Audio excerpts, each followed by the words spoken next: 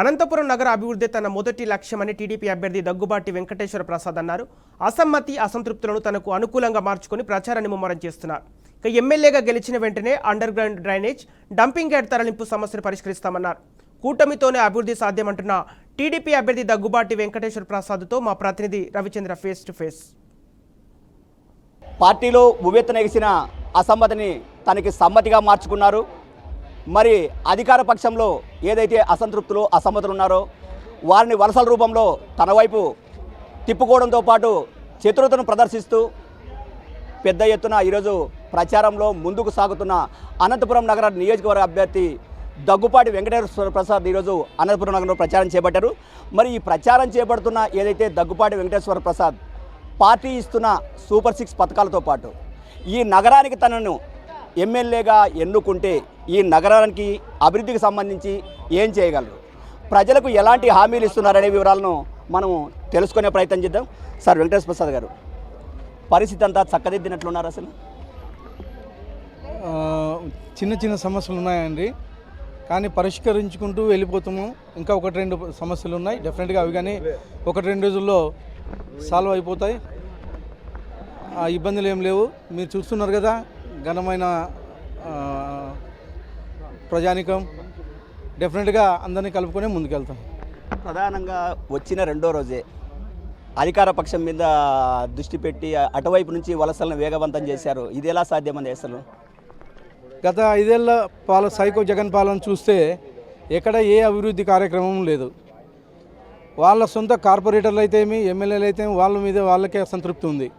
ఎప్పుడెప్పుడు చంద్రబాబు నాయుడు గారు ముఖ్యమంత్రిగా వస్తారా, ఎప్పుడెప్పుడు అభివృద్ధి వైపు రాష్ట్రాన్ని చేద్దామని చెప్పేసి వాళ్ళ కార్పొరేటర్లే చూస్తూ ఉన్నారు. దానిలో భాగంగానే కొంతమంది కార్పొరేటర్లు నిన్న రావడం జరిగింది. ఇంకా చాలా వలసలు ఉన్నాయి. ఆ వలసలన్నీ ఖచ్చితంగా మాకు అనుకూలంగా ఉపయోగించుకుంటాం. సార్ దగ్గుబాటి వెంకటేశ్వర ప్రసాద్ గారు, ఇప్పుడు నగరానికి సంబంధించి మనం ఆలోచన చేస్తే మీ ప్రభుత్వం మాత్రం వస్తే సూపర్ 6 పథకాలతో ఏదైతే సంక్షేమాన్ని అందిస్తామని మీరు చెప్తున్నారు. కానీ నియోజకవర్గానికి వచ్చినప్పుడు అభివృద్ధి ఒక్కొక్క నియోజకవర్గానికి ఒక విధంగా ఉంటుంది. అనంతపురం నగరానికి సంబంధించి నియోజకవర్గ అభివృద్ధి అంతా కూడా నట్టి నడిబొడ్డున మాత్రమే కేంద్రీకృతం అవుతుంది, శివారు ప్రాంతాలకు వెళ్ళట్లేదు.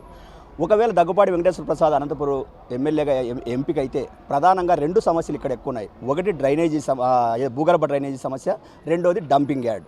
ఈ 2 సమస్యలని దశాబ్దాల కాలంగా పాలకులు పరిష్కరిస్తాము అని చెప్పి ఎన్నికల ముందు హామీలు ఇస్తారు, వాటిని పరిష్కరించరు.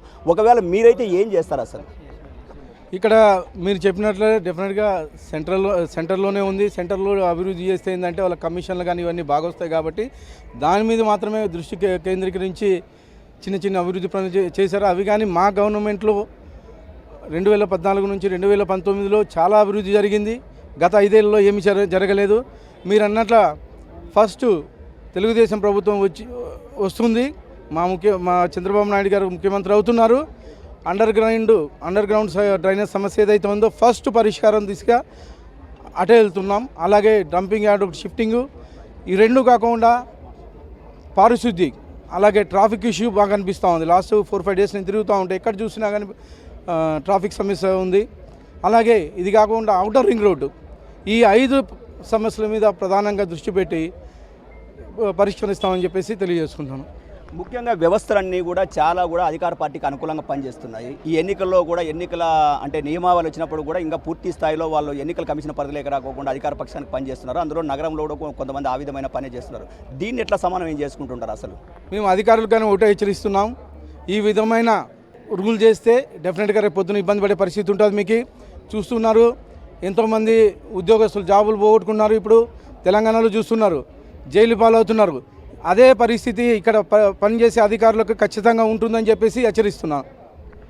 ఇది పరిస్థితి. ఏదైతే పరిపాలనా యంత్రాంగం అంతా కూడా ఎన్నికల కమిషన్ పరిధిలో పనిచేయాలి. అలా కాకుండా పట్టు తప్పితే ఖచ్చితంగా భవిష్యత్తులో మీరు ఇబ్బందులు పడతారు. మరోవైపు ఏదైతే నగరానికి సంబంధించిన ప్రధాన అంశాల్లో ఒకటి భూగర్భ డ్రైనేజీని తను తీసుకురావడంతో పాటు 2 డంపింగ్ యార్డ్ మార్చడం, ఇవే నా ప్రధాన అంశాలుగా ఉంటాయి. మొట్టమొదటిగా చేపట్టే కార్యక్రమాలు ఇవే అని చెప్పి ఈ నగర ప్రజలకు నేను తానే హామీ ఇస్తున్నట్లు దగ్గుబాటి వెంకటేశ్వర ప్రసాద్ చెప్తున్నారు. కెమెరా పర్సన్ కమల్తో రవిచంద్ర, BRK న్యూస్, అనంతపురం నుంచి.